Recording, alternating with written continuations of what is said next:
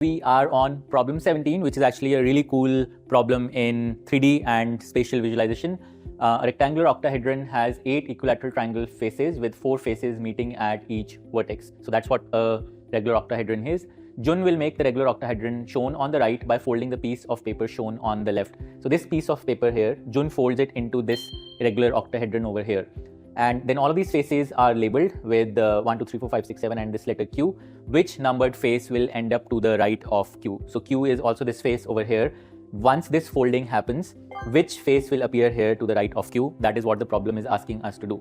And before you go forward, take a bit of a pause and try figuring it out on your own before you see how I solve it. So this Q face over here is also this Q face over here. So let's start from this. So let's say that this point is A, and this is B, and this is C. So we'll see how this face transports to over here. So let's say that this point A goes over here, and this point B comes over here, and this point C comes over here. So that gives us some anchor around which to start thinking about the folding. Okay, now this edge is AB, on which we have this triangle 6. So AB, so where do you think face 6 goes? So face 6 should go to the left of Q, behind the plane of this board.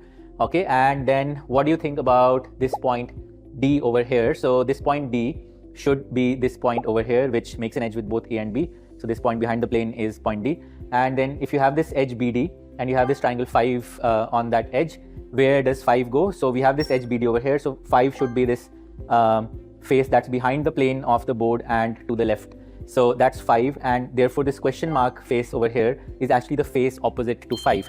So that solves part of the problem. So we now know that the face we're looking for is the face that will go opposite the face 5 when the folding happens. So which face will go opposite to 5?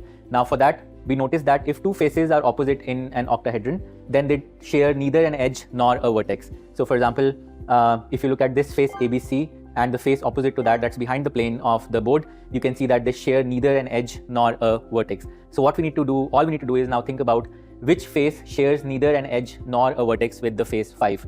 So for face 5, we clearly see that 6 and 4 will share an edge.